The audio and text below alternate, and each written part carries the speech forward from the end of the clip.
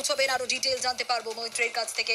মৈত্রে, দেখো, প্রধানমন্ত্রী এবং স্বরাষ্ট্রমন্ত্রী তারা রাঘব নাইডুর সঙ্গে, এবং আমরা যেটা জানতে পারছি যে আর কিছুক্ষণ সময়ের মধ্যেই অমিত শাহ তিনি আহমেদাবাদ পৌঁছাবেন এবং প্রধানমন্ত্রীও অল্প কিছু সময়ের মধ্যে তার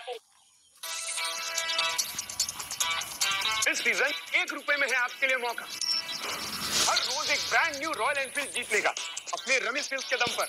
ओनली ऑन जंगी रमी। लेना हो। इस खेल में आदत लगना या आर्थिक जोखिम संभव है, जिम्मेदारी से खेलें।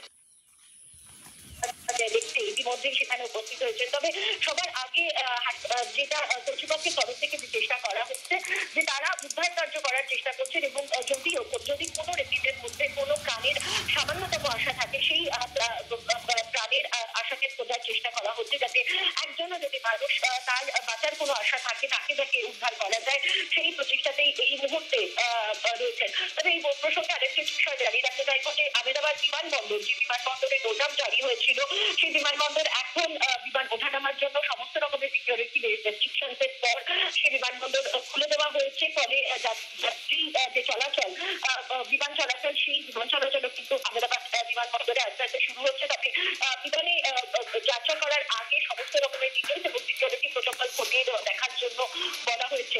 গোটা এলাকায় কিন্তু নিরাপত্তা অনেক বেশি আধিক্যতা করা হয়েছে। সাধারণ মানুষ এবং যে সমস্ত মানুষের নিকট আত্মীয়রা বা তাদের পরিজনেরা এই বিমানে যাত্রা করছিলেন, এদিকে জানাবো আপনাদের।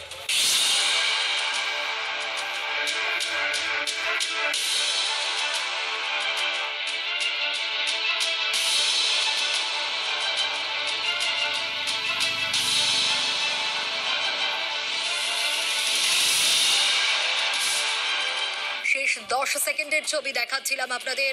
উদ্বেগ প্রকাশ করেছেন মুখ্যমন্ত্রী মমতা বন্দ্যোপাধ্যায়। গোটা দেশ শোকস্তব্ধ। মুখ্যমন্ত্রী মমতা বন্দ্যোপাধ্যায় এক্স হ্যান্ডেলে পোস্ট করেছেন এবং তিনি যেরকম মৃতদের পরিবারের প্রতি সমবেদনা জানিয়েছেন, সেরকম যারা আহত হয়েছেন দ্রুত সুস্থ হয়ে উঠুক, সুস্থতা কামনা করেছেন Mamata Bandyopadhyay.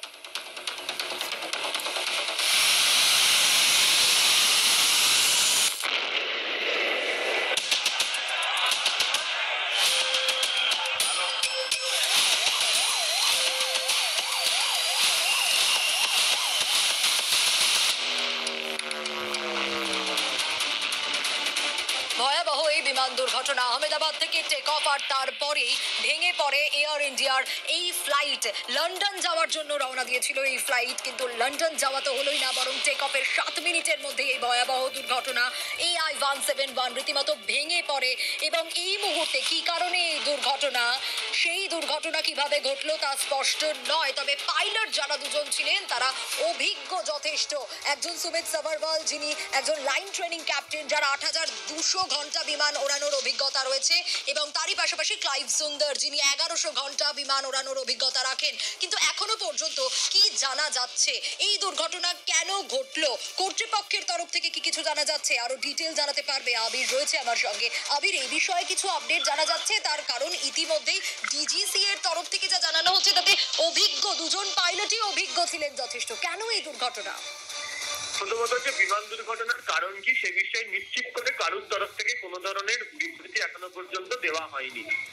Ministry of civil এভিয়েশনের সূত্র বলছে যে ডিজিসিএ গোটা বিষয়টি দেখভাল করছে এবং দুর্ঘটনার ক্ষেত্রে bureau of civil aviation security তারা যে ধরনের ব্যবস্থা নেয়, তারা যে ধরনের তদন্ত করে, সেই তদন্ত প্রক্রিয়াকে সামনে রেখে তারা এগোবে।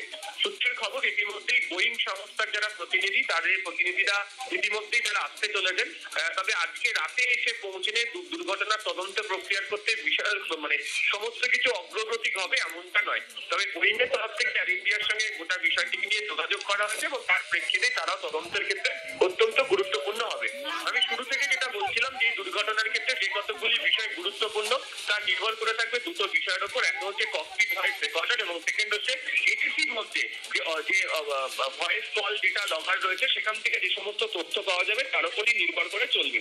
এবং তোমাকে জানিয়ে রাখি যে বিশ্বজুড়ে গত কয়েক বছর ধরে এই বোয়িংকে নিয়ে নানা ধরনের অভিযোগ এর আগেও এসছে এবং বোয়িং যে ড্রিম লাইনার তাদের 787-8 সিরিজ, 787-9 সিরিজ এবং 787-10 সিরিজ, এই তিনটে মডেলের যে ফ্লাইট রয়েছে তার প্রযুক্তিগত বৈশিষ্ট্য একই রকম হলো, এদের আকার আয়তন বিভিন্ন রকম হয় এবং বহু ক্ষেত্রে সাম্প্রতিক সময়ে আমরা দেখেছি যে বোয়িং এর সব থেকে বড় যেটা অসুবিধার মধ্যে পড়তে হয়েছে সেটা হচ্ছে অভ্যন্তরীণ চাপ এয়ার কম্প্রেশন নিয়ে সমস্যা, বিভিন্ন সময় উইন্ডশিল্ড ভেঙে যাওয়ার ঘটনা, এবং বহুবার এ কারণে হচ্ছে ইমার্জেন্সি ল্যান্ডিং করতে হয়েছে বোয়িং এর এই বিমানগুলিকে, এবং বহুবারই তারা সারিয়ে দেয় এবং তারপরে আবার বিমান ওঠানামা করে, এবং বহু ক্ষেত্রে সিকিউরিটি অ্যাভিয়েশন সিকিউরিটির সঙ্গে যারা যুক্ত থাকে তারা বলেন যে বোয়িং কেন এত বড় একটি সংস্থা এই ধরনের ত্রুটি সারাতে পারছে না, সেটা দেখার মতো।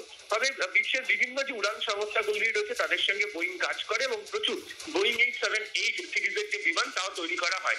তবে এই বিমানটি তুমি জানো, আমরা বারবার ধরেই বলছি যে 21 মিনিটের যে সময়, 1:17 থেকে 1:38 মিনিট পর্যন্ত, এই সময় কি হয়েছে সেটা যতক্ষণ না পর্যন্ত ডেটা রেকর্ড চেক করা হচ্ছে জানা কার্যত একেবারেই অসম্ভব।